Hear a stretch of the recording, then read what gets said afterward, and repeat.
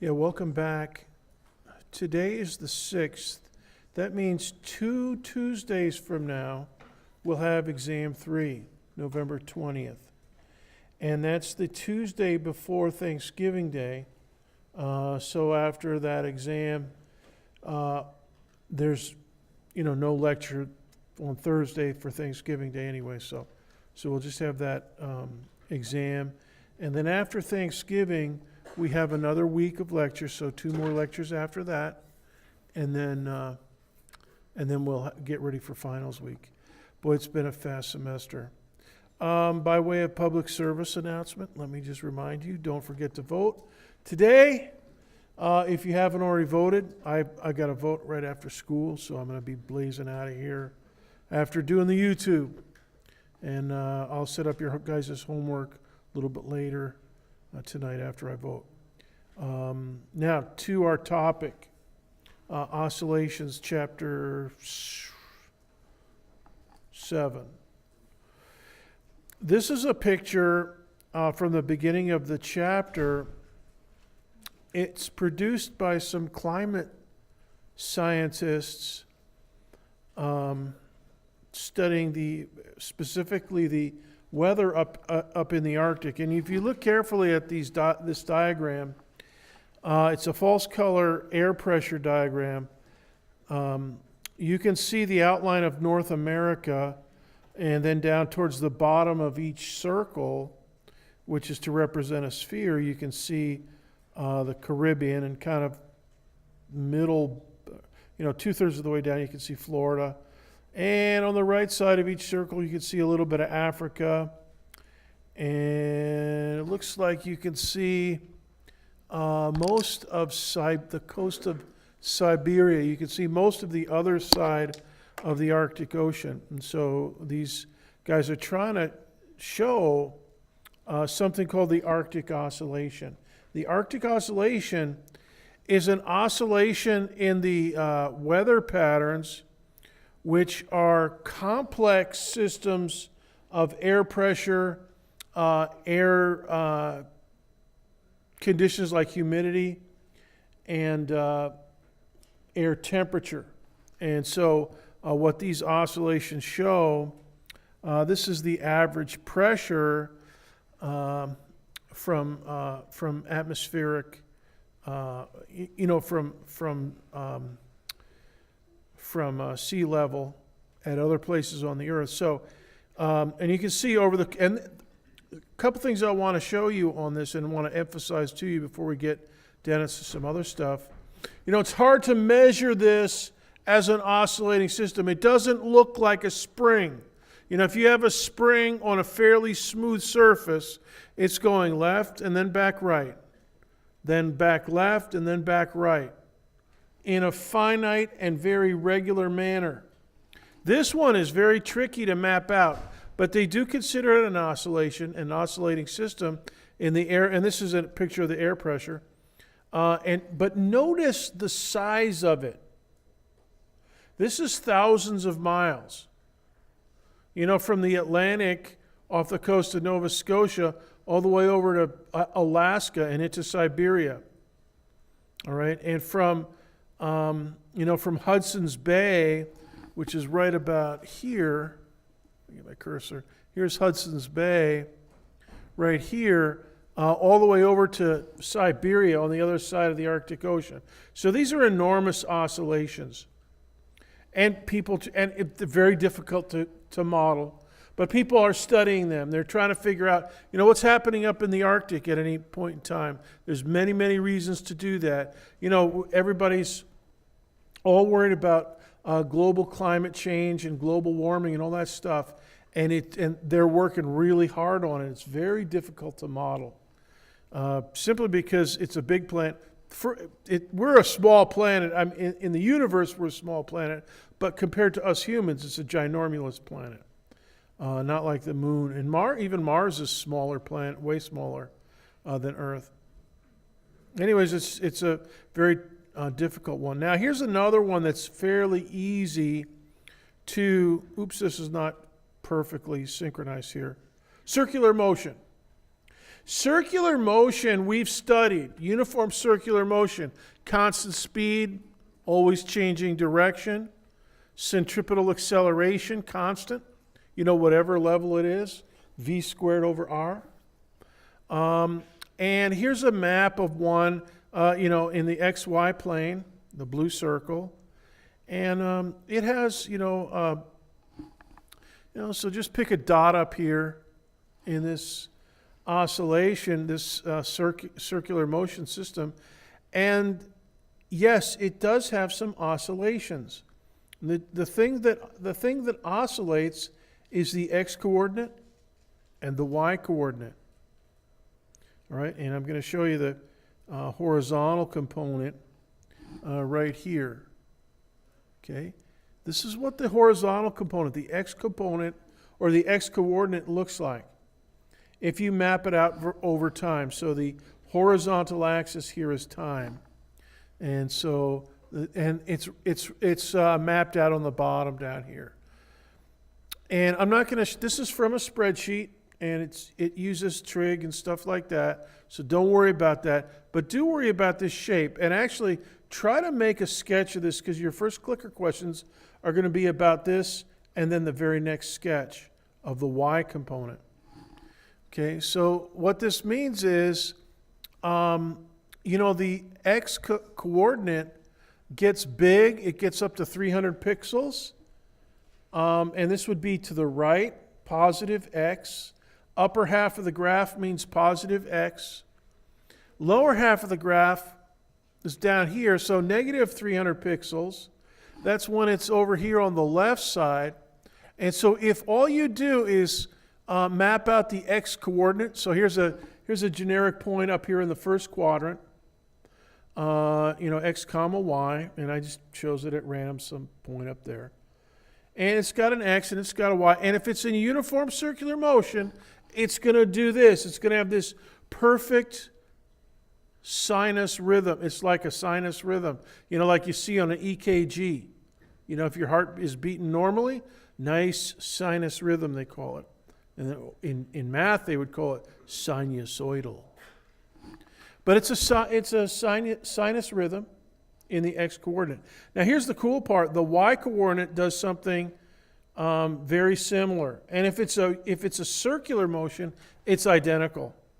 The vertical component or the vertical coordinate y, that's the height. So it's going, from large y to large value of negative y down here, and then back up. It's going around and around in circles. Okay? So it periodically gets back to 300. Like this is y equals 300 up here, and this is y equals negative 300 down here. Right? And if it's perfect circular motion, it's going to catch that every cycle. Halfway through each cycle, it's going to hit 300. Excuse me. Ooh, I just coughed into the microphone. Sorry about that. And halfway through the cycle, it's going to hit minus 300. Same thing with the x-coordinate. The x-coordinate up here, 300, and then halfway through the cycle, minus 300. Then another halfway through, and this is into the next cycle, positive 300, and then negative 300. Okay? Now notice that they don't start out the same. You have the x coordinate starting down here and the y coordinate starting up here. That's all right. It translates into a circle. If you graph those up minute by minute, you get a full 360-degree circle. And actually, this time graph here and this time graph down here shows you, let's see, from here to here this shows 2 full cycles. So y goes from 300 to 300 once, and then it goes back to 300 again. So that's twice. So 2 full cycles of the y coordinate. And you can see the x coordinates down here, 0, and then 0, and then another 0 again over here, a rising 0, a 0 on the way up here, 0 on the way up here, 0 on the way up here. Okay, so 2 full cycles for both of those. Now, I'm going to ask you some clicker questions. Okay, so I want you to sketch carefully. And I've got the sketches here again. So here, make sure you get your sketches in good. Because you're going to have to analyze your sketches. I'm going to be asking you questions about these two graphs. So graph them in carefully. And they look the same, but they're not quite the same. They both are going up to 300 and down to negative 300, but they're not exactly the same. The squiggles look similar, but they're one of them's kind of shifted to the right relative to the other. All right, so here's your horizontal component X, and down here's your vertical. And just to remind you, the horizontal axis, it's labeled at the bottom of each diagram, but you think of it as going right through the middle. So 0 to about 0.5 something is graphed up. And just for comparison, here's a circle up here.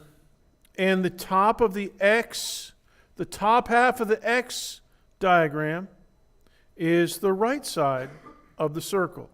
And the bottom half over here is the left side of the circle.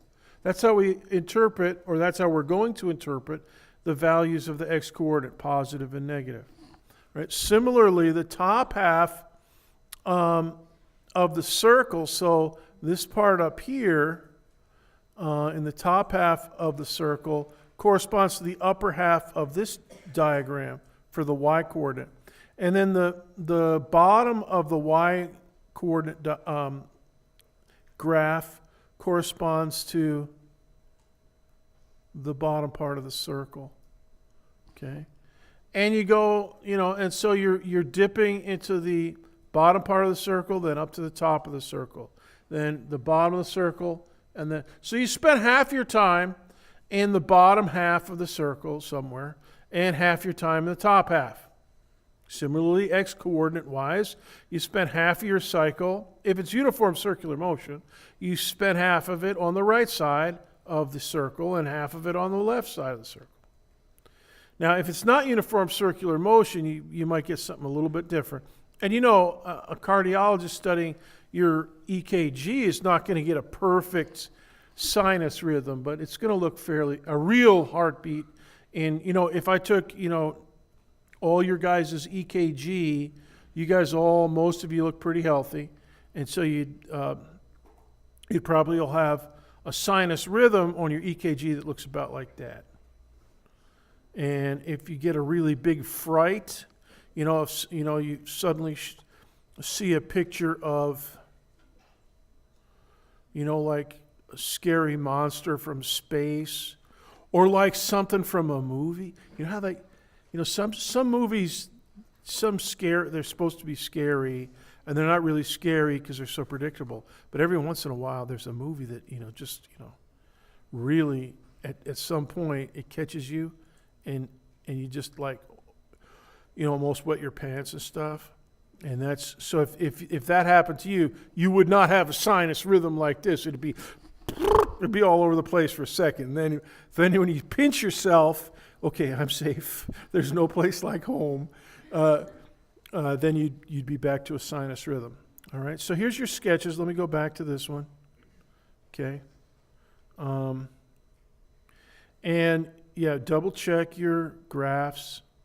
So the top of the first bump in the x coordinate graph is just before 0.1, and the bottom of the first dip is just about a little bit past 0.2.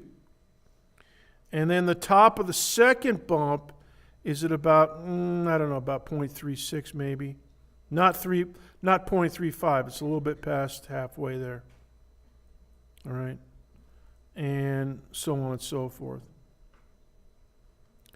All right, so just double check your graphs and make sure you remember your interpretation. Okay, and let's do the first question on the iClicker. And this one's going to be a brain burner, But I want you to look at your graphs, all right? And think, because this one's a brain burner, but the one after that is really going to be a brain burner. It's going to be like a blowtorch. Okay, so how about this one? What are the starting coordinates of this oscillator? And I give you 4 sets. Go ahead and vote. And by the way, here is the start of each cycle. It's just for reference.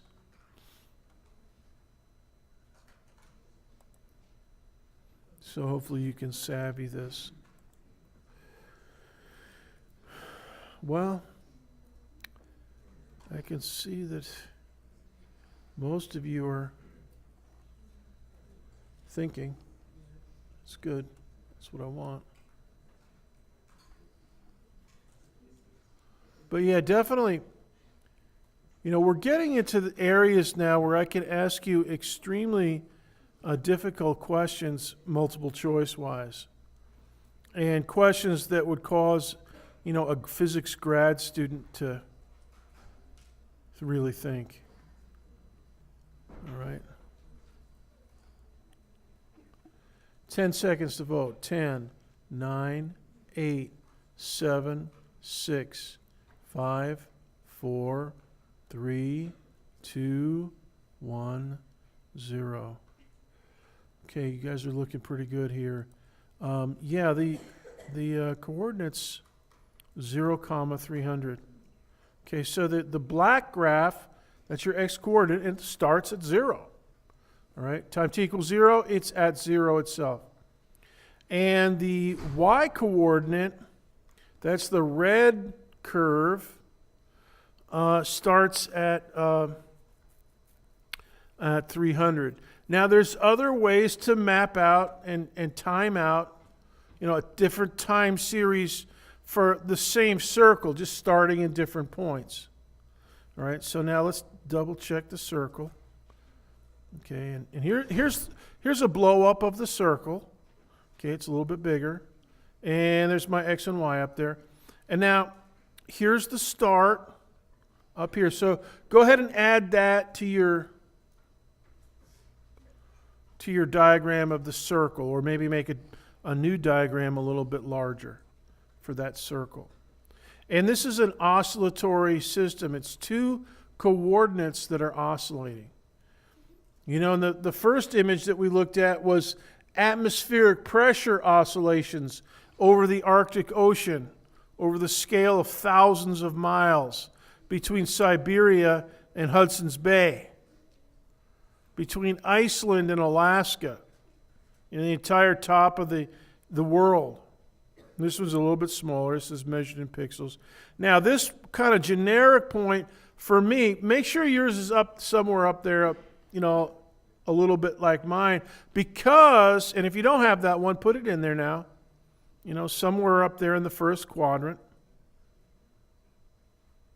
So if it starts up there at the very top of the Y range, a little bit later on, or maybe quite a bit later on, it's going to be at this point, x, y. So the question now is, go ahead and write this question down. How early in the cycle is it going to be at this other point? All right, so is it in the first quarter of a cycle?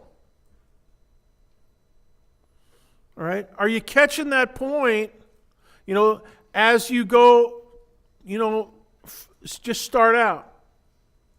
Or is it because in this system, the way that we've encoded it with those 2 diagrams, the black curve and the red curve, the 2 sinus rhythms, is this point reached after you go most of the way around the other way? So the real question here is the motion clockwise or is it counterclockwise? If it's clockwise, then it's going to hit this in the first, few seconds or a few tenths of a second. And if it's counterclockwise, going around the horn, it's going to be almost to the end of the first cycle. All right, so we got to think about that. So here's your next question.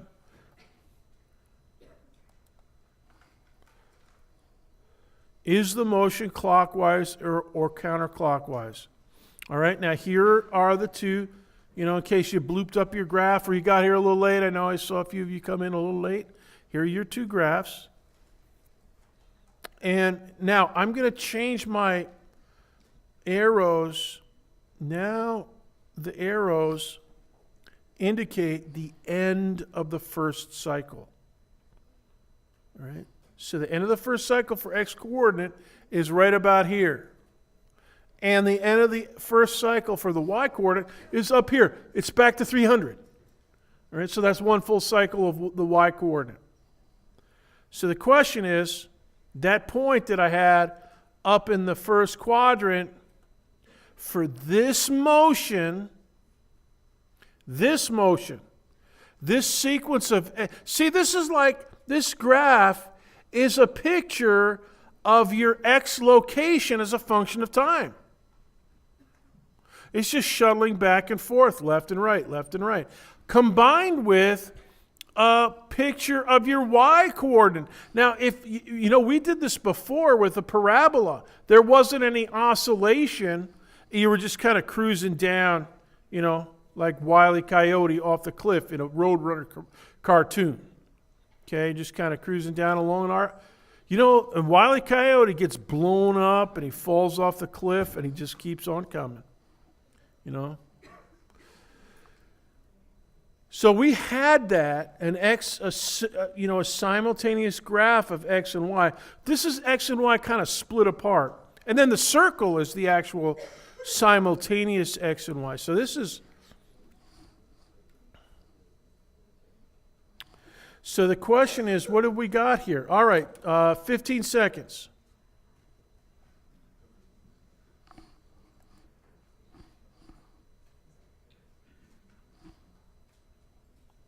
10, 9, 8, 7, 6, 5, 4, 3, 2, 1, 0.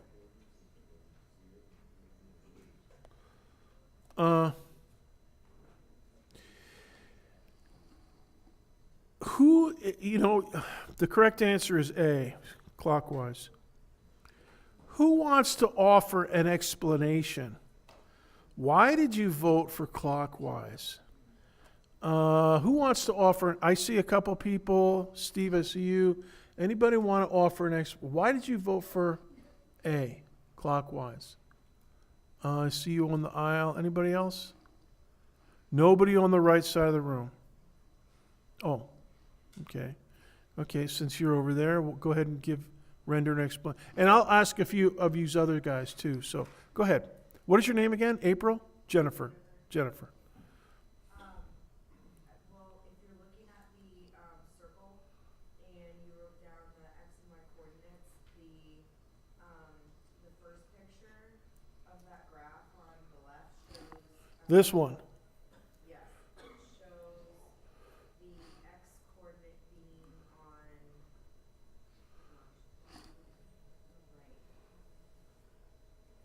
It goes from 0 to 300. Yeah. So it ends over. Oh, it ends on the left of the like the crosshairs of the target. Uh-huh. And then it starts. No, that's where it ends. So it ends on the. But that point is not the end. And it ends at the same place it starts, my friend. No, I understand that. But I'm saying, like, when I looked at it, I saw the bottom of the arrow on the circle for the Y. So you're actually looking at this, or you're looking at this. Right. So I'm looking at those points on the circular target. Okay. So by looking at those 2 points, I concluded that it was clockwise. So looking at these 2 points, but see,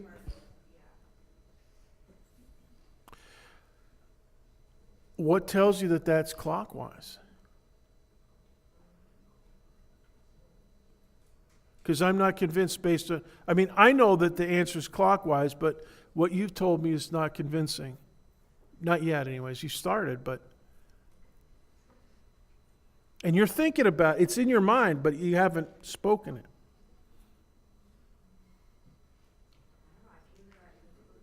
All right, all right. We'll stop for you there. Let's see, somebody else over on the aisle.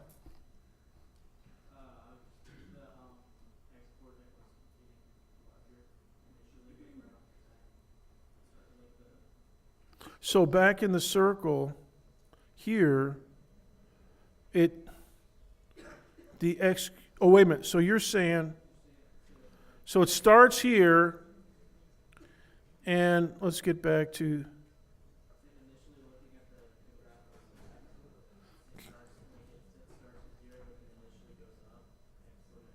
all right.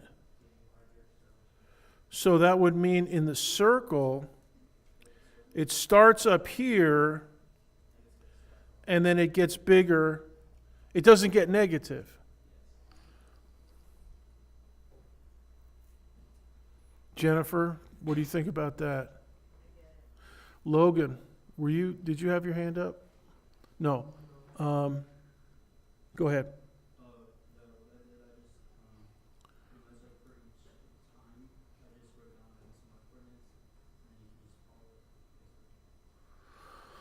Oh, so you mapped it out. Just all right. So you actually did. So you actually analyzed the table or the graphs for some numbers, some rough numbers, and so so you concluded from that it was. Give me your third set of numbers.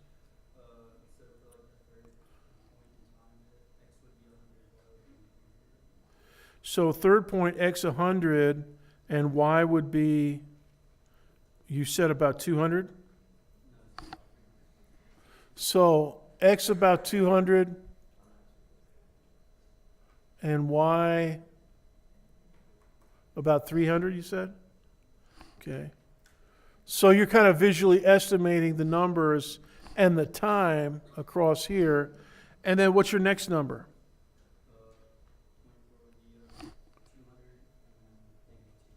Oh, so you're saying this one here? Oh, okay. So I see what you're saying.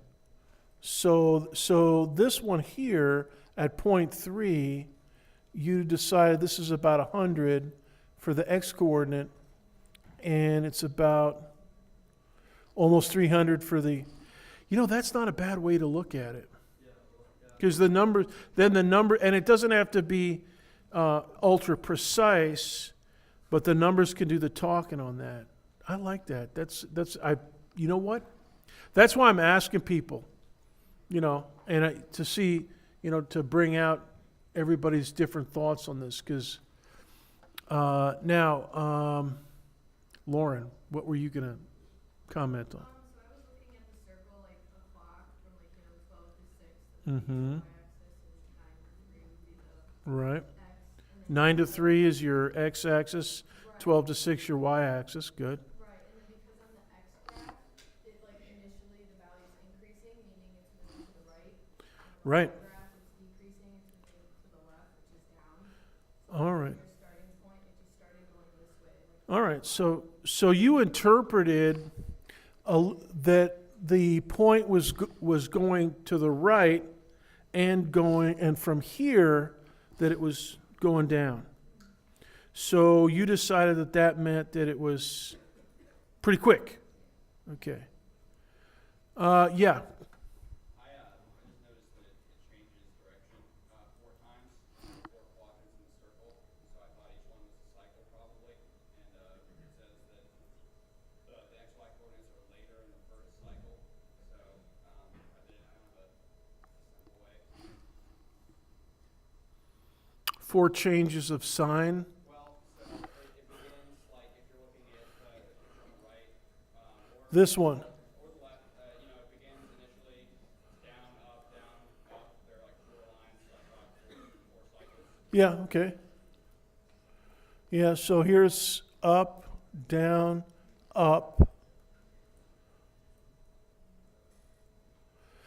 up, down, down again, up.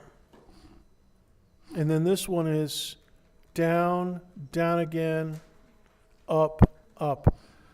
So it's kind of like what Lauren was saying. Good. Well, let's take, so here's the deals. Now, here's what I did. Now, you may disagree with me, but I just said to myself, when is the first time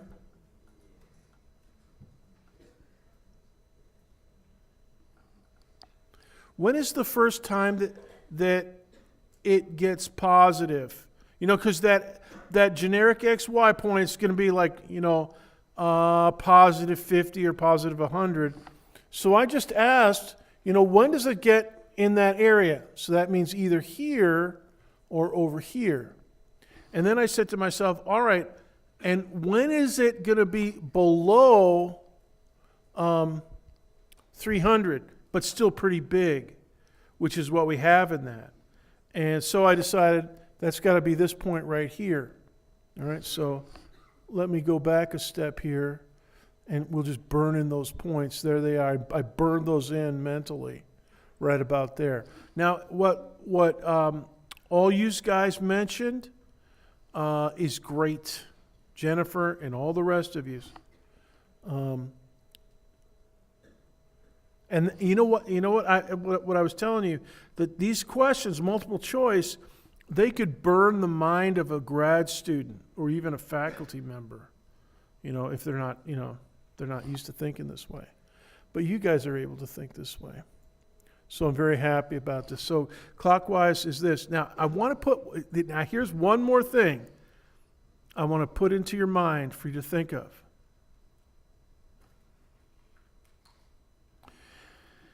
The diagram that we started with, the circle, and then that kind of generic point up there in the first quadrant, that was like a snapshot. And you couldn't tell from the snapshot that it was clockwise or counterclockwise. But you could tell from these graphs if it's clockwise or counterclockwise. So what that tells you is that these coordinate graphs also encode the velocity. Because once you know the clockwise or anti-clockwise, you can think about drawing in an arrow. All right? You could draw a position vector, you know, from the center out to that generic point. That's easy. It's just a radius. One of the radii of the circle. That's changing. But which do you make your velocity arrow up and to the left for counterclockwise, or down and to the right for clockwise? And the answer is that it's all encoded in this. And guess what? What you look at on this graph to tell you the velocity? Delta x over delta t. Delta y over delta t. Delta x over delta t. What feature of this graph, what part of its shape do you look at, Connor? Could you use the beginning of a cycle compared to the end of a cycle? You could, but if you want to get the velocity vector at any one time, you know, delta x over delta t, comma, delta y over delta t, what would you be looking at? What do you think you should be looking at?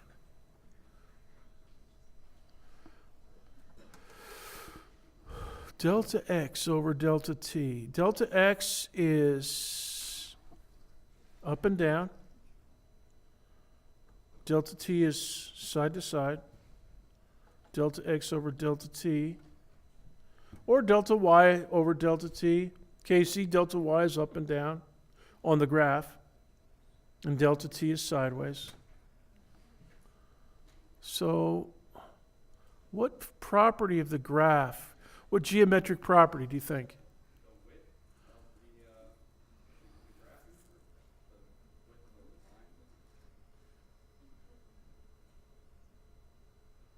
line. Actually, you could use you mean like the distance between the peaks? Yeah, actually you could do that. That would give you the period and then the frequency. And if you have if you have the frequency of spin, the orbital frequency and the radius, you can get V. But you can get the coordinates of V. That's going to give you the orbital speed, but not the speed and the velocity vector at an instant of time. What do you think? The slope.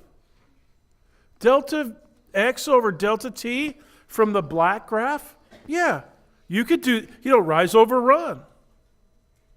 If the rise over run is like this, if you have a positive slope, you have a positive number of meters per second for the first component, the x component of your velocity.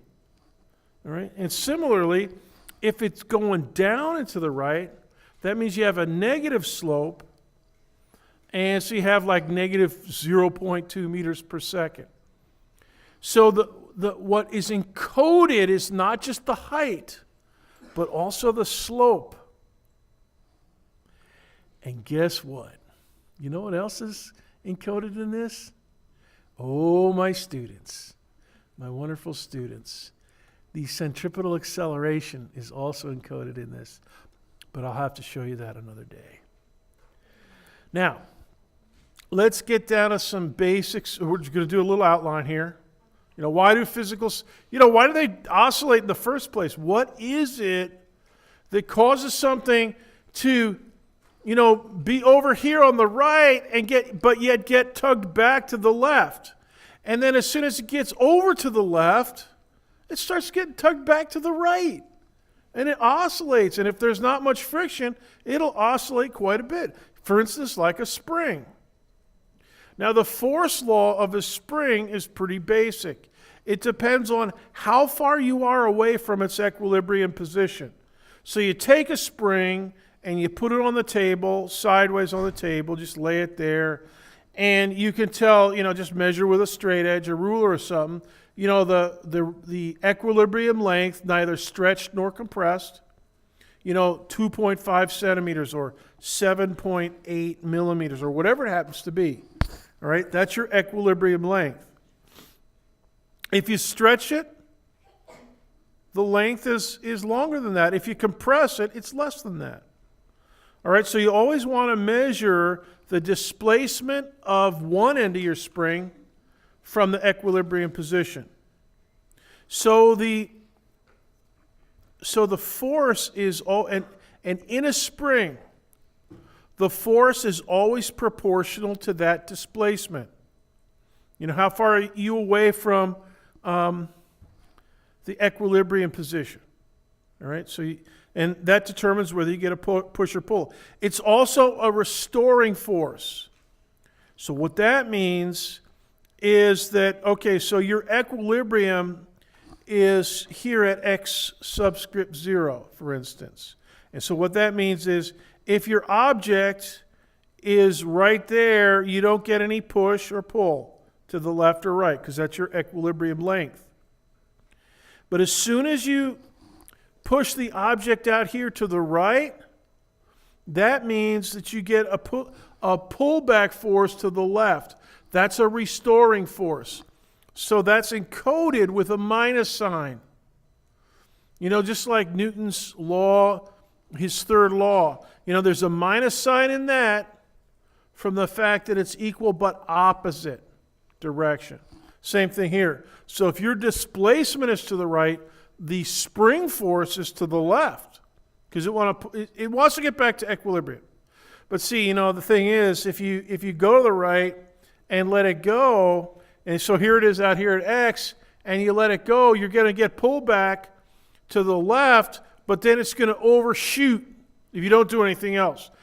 If you stop it at equilibrium with your fingertips, okay, that's good. But if you don't do anything, it's going to overshoot. And so you're going to get some leftward pull, and then you're going to overshoot onto the left side of equilibrium. All right? And so if you're over, now I didn't draw it on the sketch, but you can draw, another sketch if you want. Put the object over here in the left side of to the left of the equilibrium position. And okay, if you're over there, you're going to get some compression force, and it's going to be back to the right. So your displacement coordinate is negatory if you're over here left of equilibrium. Therefore, your spring force is positive rightward. All right? So whatever the sign of your displacement is, the force is the opposite sign. Right now, the way that we write that down is simply this, that the force is equal to minus kx. There's some constant times the displacement, whatever it is. All right? And a minus sign in front of everything to indicate restoring force. Okay? And so this letter K here is called the spring constant. So for a simple spring system, and you can go and look it up on websites that sell springs and stuff like that. All different kinds of springs, and they'll publish the spring constant, and it will be in newtons per meter. So so make a note of this: the bigger the spring constant, the stiffer the spring is. The smaller the spring constant, the easier it is to stretch or to compress. And not all springs will do both. Some springs won't compress. They'll only extend. But some systems are meant to extend away from equilibrium. So F equals minus kx. That's the spring force law. Now here's something. I'm going to give you the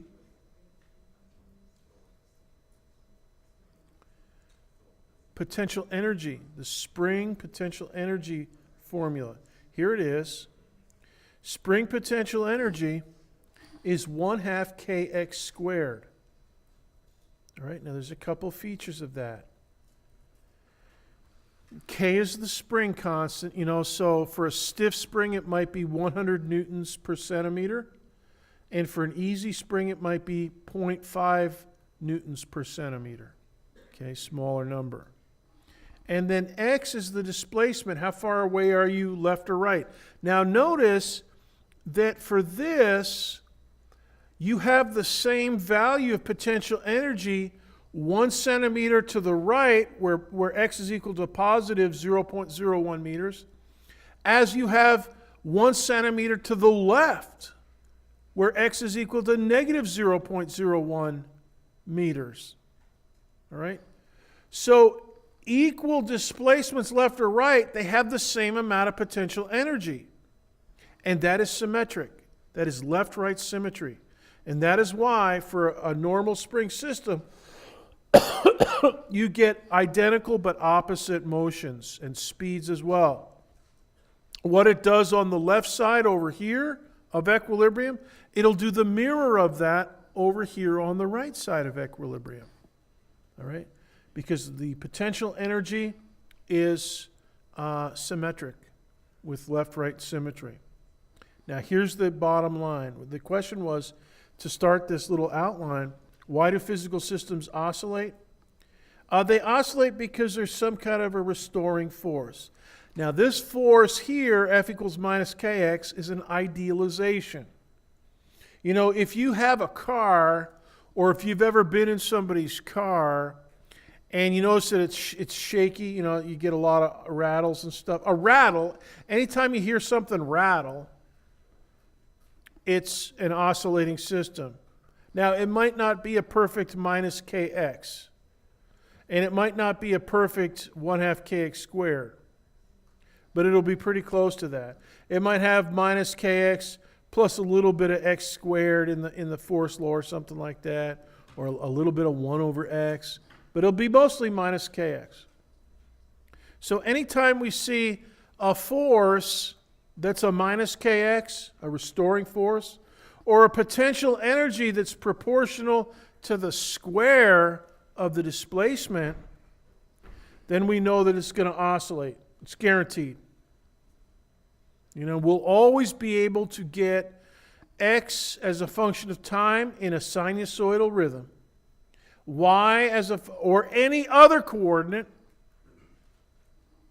as a function of time in a sinusoidal rhythm, just like we did in the first few graphs. All right, so that's the sign. That's the SIGN of oscillating systems. And I hate to tell you this, but physicists, you may have figured it out already, physicists are lazy. Almost as lazy as mathematicians. Now, if you want to see lazy bones, go over to the math department. They're always inventing shortcuts because they have big, ginormous equations. But whenever us physicists, whenever we see something with an energy term with something squared, we always think oscillations. Did you know that crystals oscillate? We can make crystals that oscillate at a certain frequency. And in the early days of radio, if you look at some like old-time movie with Edward G. Robinson and Jimmy Cagney and Humphrey Bogart and all that, and those old-time radios, they'll talk, like in World War II and stuff, well, did you get the crystals? If they capture our radio crystals, we'll be done for. Because then they know your frequency that you're transmitting on. Okay? And we do it a little differently now, but crystals, the atmosphere oscillates, and half the battle is figuring out, now, all right, if I see an oscillating system, what is it that's got energy to the second power of what coordinate? So my pressure in the Arctic oscillation is a pressure oscillation. So how is the energy proportional to the square of the pressure? I guarantee you nobody's got that figured out, but they're trying to figure it out.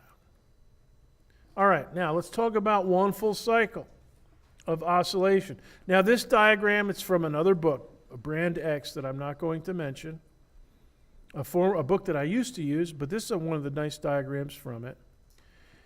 This shows one full oscillation. Actually, it doesn't show one full oscillation, but it shows 3/4 of an oscillation. But here's what one full cycle means. It means 4 journeys to or from the equilibrium. So here we are up at the top in image A. We're at equilibrium. Now that's a snapshot, so we don't know if we're moving left, but the next snapshot tells us that we're moving to the right. Okay? So this thing is moving to the right, and now you're out here, and hey, you guys, image B, maximum extension. All right? So that could be 2.5 centimeters or whatever it happens to be. All right? So there's one trip from equilibrium out to maximum extension. Now you're out here at maximum extension, right? But if you're out,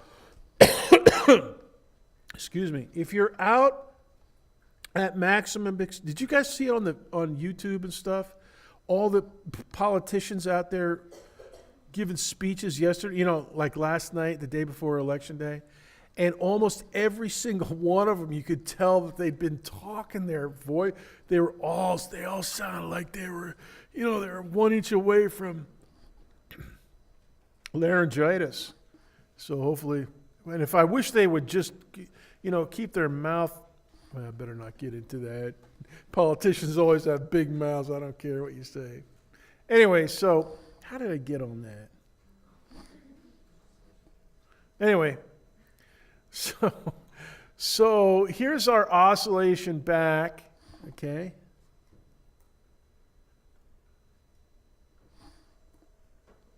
So that's a second trip, and this one's back to equilibrium. So we're out there at max extension. Your voice is, what your vocal cords, those are oscillating system. Whenever you hit a high note, like on the voice, la, you're trying to sing it at a certain note. Hopefully it's not flat, but at least if you can hold a flat, that's good, I guess. Some people can't even carry a flat. But that's an oscillating system. So 4 journeys, 2 are from equilibrium. There's the second one. Okay, so now you're back at equilibrium. Here you are down here. All right, image C, you're back at equilibrium. And we're moving left now. The directions oscillate. The velocities oscillate. The positions oscillate. I mean, it's oscillating. And so we're back at equilibrium, but we're heading left. So we have another journey out away from equilibrium to max compression. All right? So in this diagram, max compression is on the left. And I tend to make all my spring diagrams, anchored on the left, so max compression is on the left. And equilibrium's kind of in the middle, and then max extension is out to the right. So max compression here, image C. Okay, so here you are. Now you're at image D. You've done 3 journeys. Now, one more journey to equilibrium gets you all the way back. And now you're back to the beginning of the cycle. All right?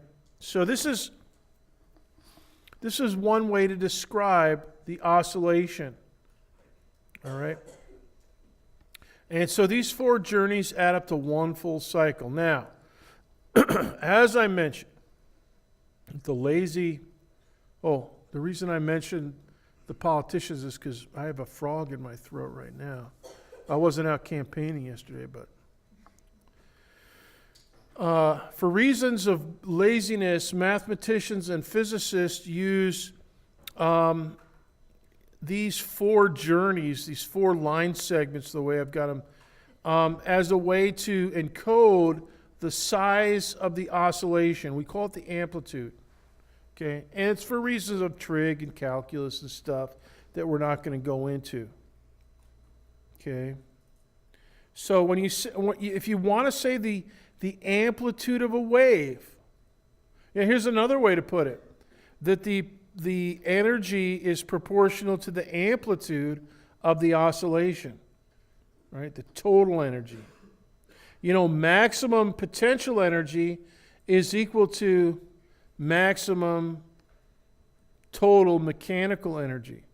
And why is that? Well, because out here, and this is not in the slide, but go ahead and make a note. Out here at max extension, kinetic energy is 0. But 1/2 kx squared potential energy, maximum. Because it's maximum rightward travel. And then similarly over here at max compression, you have kinetic energy 0 and potential energy maximum. So it turns out that another way to express why systems oscillate, the energy is proportional to the square of some amplitude, as it is in a spring system. Okay. Now here's another picture.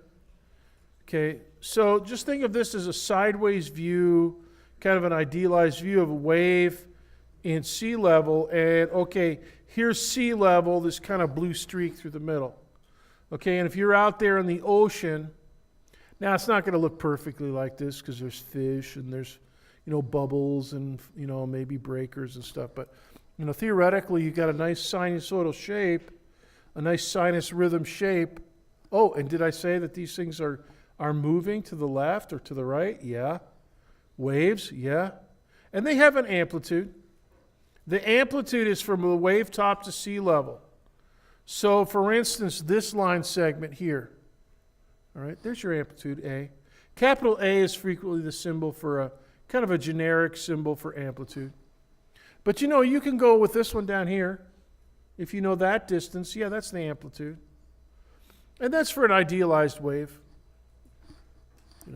So when we're looking at waves, or we're looking at oscillations, half of the maximum range is the amplitude.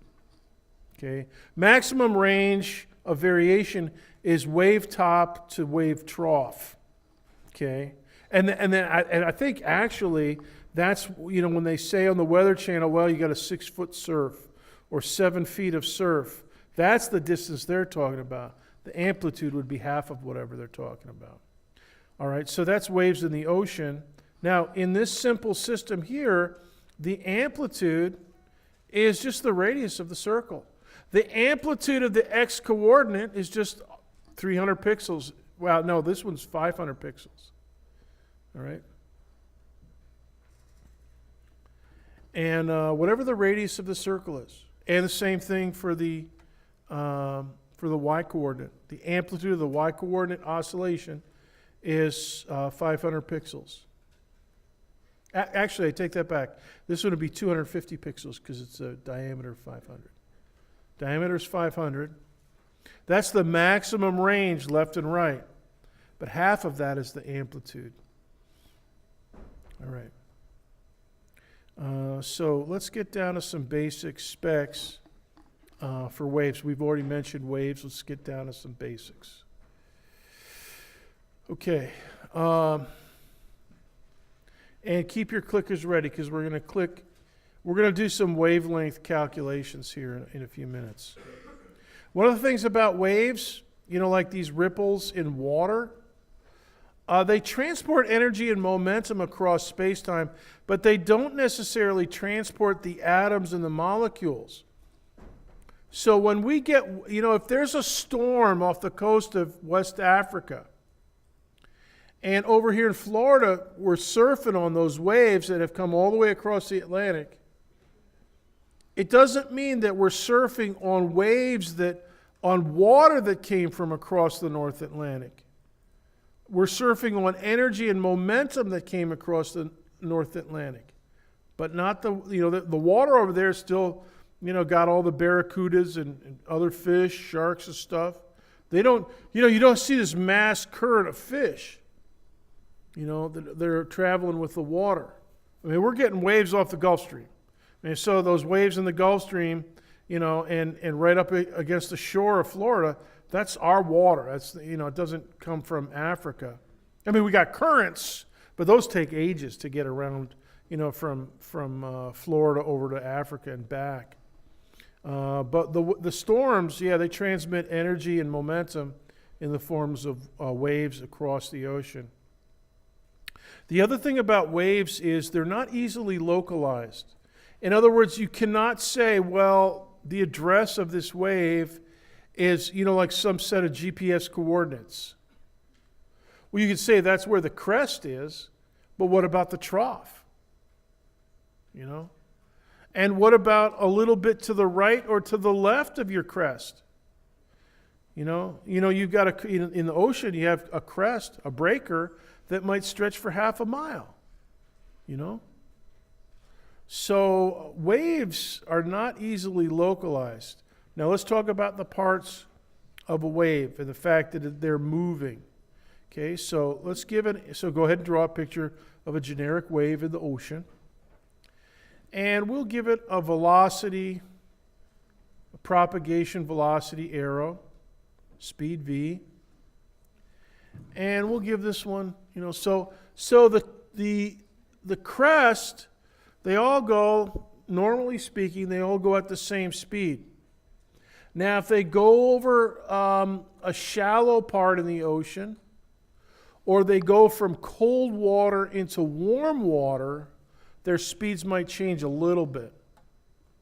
But generally speaking, they're going to go, and every part of the wave, will go at the same speed. So give each part the same size arrow. Now, each part of the wave horizontally, I've been mentioning the peak and the trough. Those are known as the phase. P-H-A-S-E, the phase of the wave. And you can think of a wave as going around a circle. And a circle is 2 pi times the radius, the circumference. So if you consider the peak to be 0, the trough is going to be halfway around the circle, pi. And then the next peak is going to be 2 pi. And the next peak after that, 4 pi. So you can use multiples of pi to represent the phase in a wave. Okay, and then, so this middle point, a descending 0 point, the wave is descending from left to right. It's traveling left to right, and the shape of the wave is descending at that, it's at sea level, right here where my cursor is, but it's descending. It's going from above sea level to below sea level. Okay, that would be, let's see, this is 0, and this is pi, so this would be pi over 2. All right? Now, I'll give you another way to describe it. Instead of using pi and fractions of pi and multiples of pi, you can go like this. The top is 0. The trough is 180 degrees. The next peak is 360 degrees. And that would make this descending 0 90 degrees, halfway between 0 and 180. Okay? So 0 or 0 degrees, descending sea level, pi or 90 degrees, first trough, this 0 here at sea level descending, pi over 2 or 90 degrees, sorry. And then this trough, the first trough, pi or 180 degrees. And then up here, this next peak, 360 degrees or 2 pi. And when you get to 2 pi, you can start over. You can say, all right, 2 pi, I'll just erase that and start at 0 again. And you do it for this next wave. All right? Now, more parts of a wave. The wavelength is this distance, spatial distance in meters, or in centimeters, or nanometers. The wavelength between two consecutive phases. So this is peak to peak. Here is, 3 pi over 2 to the next 3 pi over 2. This is 270 to 270. 270 degrees in this this wave here arriving, and here's 270 degrees relative to this first peak here. Okay, and here's another one. Just go from pi over 2 to pi over 2, 90 degrees to 90 degrees. Any matching phase of consecutive waves. Now don't skip over and go to the next wave, then you be getting 2 wavelengths. But this one, now here, here's half a wave. This is half a wavelength. So sometimes, you might not be able to measure, or you don't have measurements of a full wavelength, 2 consecutive peaks, 2 consecutive troughs, 2 consecutive pi over 2s. You might have pi over 2 to 3 pi over 2. That'd be a half wavelength. All right? And here's another half wavelength from 0 to pi, from peak to trough. That's half a wavelength. And then from trough to peak, that's another half wavelength for a full wavelength. All right? And here's the amplitude. We've already talked about that. All right? And this distance here, that would be the maximum range or the wave height. Okay? That's from trough to peak, from peak to trough. Or just measure the amplitude and multiply by 2. And now, another thing that I want to discuss with you, in addition to the basic points of waves, the fact that they're not localized usually, they behave way differently than a Newtonian particle. You know, and the Newtonian particles that we've studied are Ferraris driven off a cliff, which we basically model as the center of mass, and we just follow the center of mass, a point. Baseball, going out to the outfield. A water balloon dropped off the side of the library, etc., etc. Okay? Waves behave way differently. They create something called wavelets. So now this picture here, this is what we call a shadow graph, a photograph of a set of shadows taken through a thin tank filled with, or a shallow tank filled with water, and the bottom of it is made of glass. So you shine a light through the water, through the glass bottom, and onto the table where there's a piece of white paper or some white surface, and then you photograph that white surface. And if there's waves in the thin layer of water, you'll see it on the shadows on the table. And so that's what this is. And these incoming waves down here where it says B, those are coming in like a train of waves in the ocean. They're just coming in one after another. A long straight train of, we would call those plane waves, Plane. In 3 dimensions, those would be planes, not just lines. They hit a gap between, here's a barrier. It's kind of hard to see, I guess, on this projector, but here's a barrier, and there's a gap in it. Now, the wave energy will go through that, but the way it works is it creates new waves. It's as if there are little wavelets being generated, like somebody dropping little teeny pebbles into the water right here, a whole row of little teeny pebbles. And then when the waves from those little teeny pebbles, zillions of little pebbles come out, they form this rounded structure. Okay, and you can see it's pretty intense in the middle, but you got some intensity over here. You can actually see the waves to the left over here. You can see some over here to the right. That's called diffraction. Diffraction.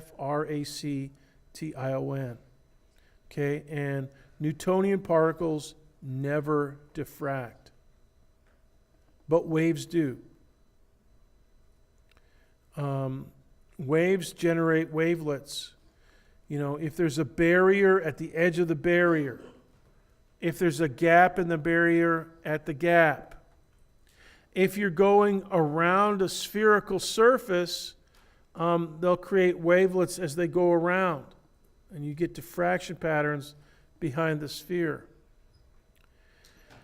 Another thing about waves, they have a fairly simple relationship between wavelength and frequency and propagation speed v. So the simple wave equation, and you'll probably have a couple cinchy questions on this wave equation in homework. What are we up to now? 18? And so v equals lambda f. Let's do a little practice with that. Okay, the wavelength, we already have a diagram of that, the spatial distance between two waves, between matching phases on two consecutive waves. So pi to pi, trough to trough, 0 to 0, peak to peak, etc., etc. And then the other thing that you have to measure is the period. You know, how fast, how much time is there, how much delta t is there as the wave goes by you. You know, you're standing there by the ocean, and how often do the waves crash? You know, you're out on the dock. How often, how much time does your rowboat go up and down as the wave comes in? You know, because the waves will rise and fall, rise and fall.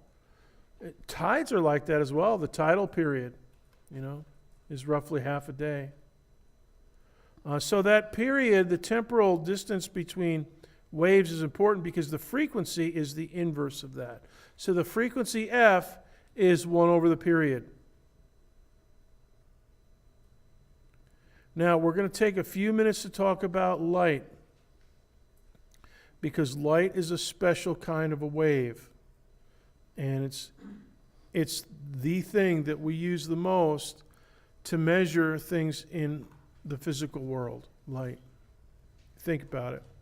Now, light is a wave in the electromagnetic field. We haven't studied the electromagnetic field yet, but we're going to. And the electromagnetic field is the field that controls what compasses do, and it also controls what electrons and protons do. You know, so an electron is bound to the nucleus because of the electromagnetic force between the protons in the nucleus and the electron. And then compass needles respond to a magnetic field. Now, light forms a spectrum, and there's a nice diagram here. And just type in the word electromagnetic spectrum in the internet search engine, and you'll see a zillion pictures like this. You know, various variations. You know, some will be vertical, this one's horizontal. And the large wavelength end of the spectrum is also the low energy end. That's radio. Radio waves. Infrared is a little bit tighter wavelength, a little bit higher energy. So every photon of infrared packs a little bit more energy than a radio wavelength photon. Visible light is even more energetic, even tighter wavelength. Higher frequency, smaller wavelength, Roy G. Biv visible light. Then above that, ultraviolet. Very tight wavelength, less than 400 nanometers. And remember, a nanometer is a billionth with a B, billionth part of a meter, a millionth part of a millimeter. So take a little millimeter on your meter stick or your ruler at home and say, all right, I'm going to divide that up into a million parts. Well, if you could do that, each part would be a nanometer. And then X-rays and gamma rays. I'll just write down X-rays. Gamma rays are hard to make unless you're in the Marvel Cinematic Universe, because I believe that Bruce Banner became the Hulk because of gamma rays. All right? Now, here's another factor in the electromagnetic spectrum. That the speed of light is a constant, 3 times 10 to the 8 meters per second.